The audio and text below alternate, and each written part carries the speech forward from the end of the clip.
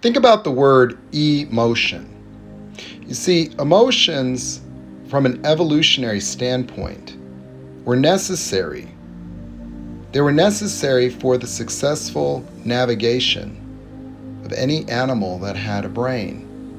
That emotions need to be accurate so that animals have the best chance of surviving.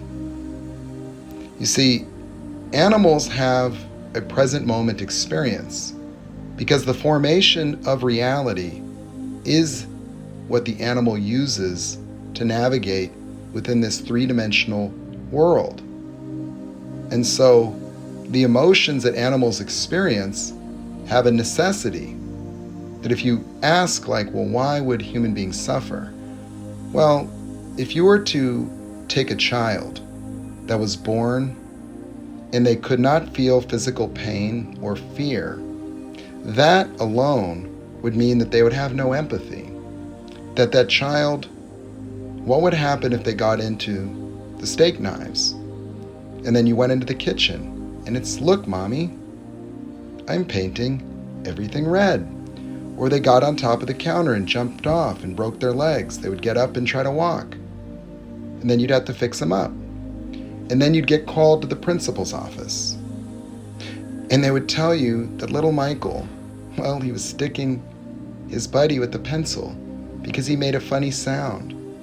And so he'd be playing Tickle Me Elmo with people because he couldn't empathize with their experience.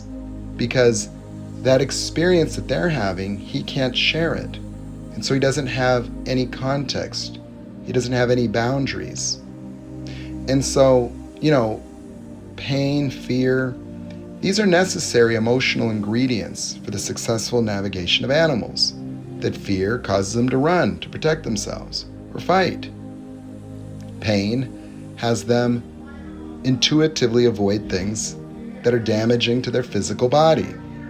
And so when you really examine emotions and their role in the propagation of life, you could see the necessity of every single emotional experience that a human could potentially experience. But then what about suffering? Well, emotional suffering is a unique human phenomenon. You see, with the genesis of language, human beings developed this notion of self-awareness. A me, you, me. But you see, while you and I objectively exist in a physical reality, what we fail to see is that the manifestation of reality from the first person point of view is all that we were evolved to navigate with. But you see, what is it that's affecting you is not actually emotion as it pertains to reality, but it's emotions that formed as neurological fight or flight reactions. That we live in our concrete jungle, segregated from the world. And now we have all these diseases like high blood pressure and heart disease because of stress, where somebody would have to take beta blockers. And why would they need beta blockers? Well, to block the effects of adrenaline.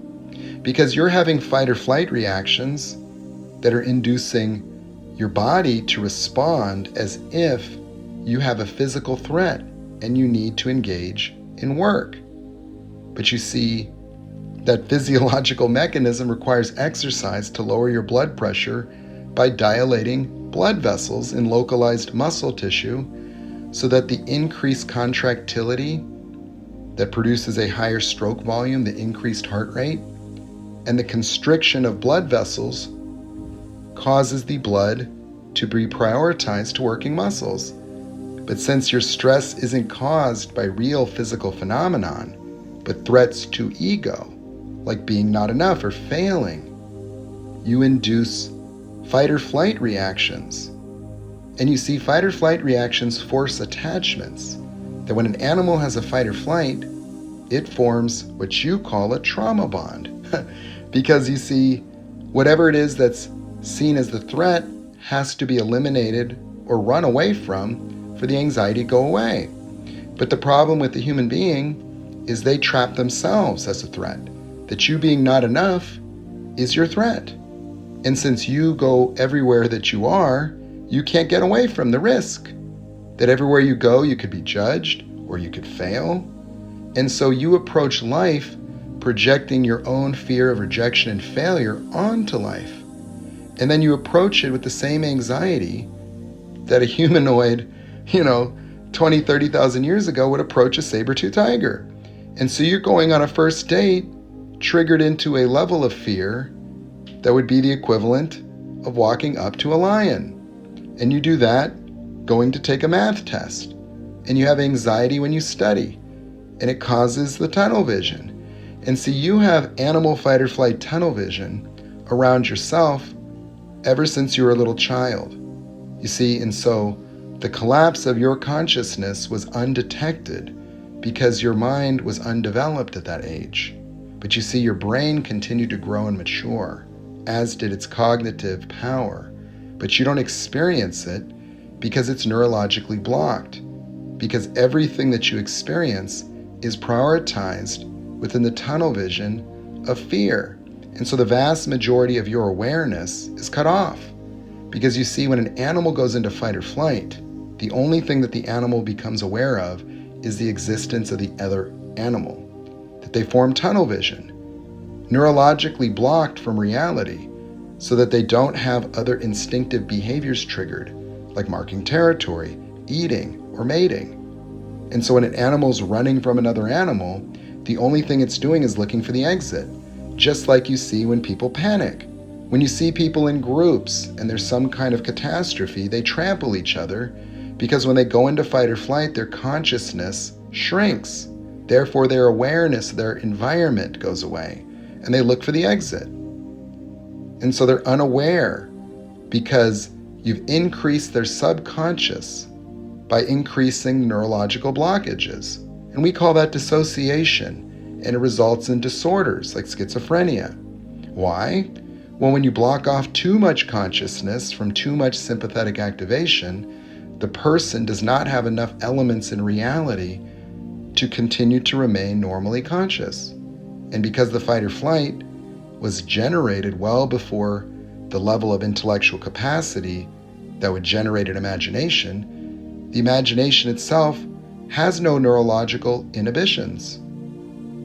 And so the imagination, contextualized in fear, starts to allow non-real elements.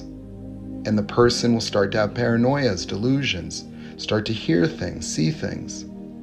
And then they'll start to fixate on those other elements and further stimulate an ongoing envelopment of the non-real elements and dissociate further and gradually.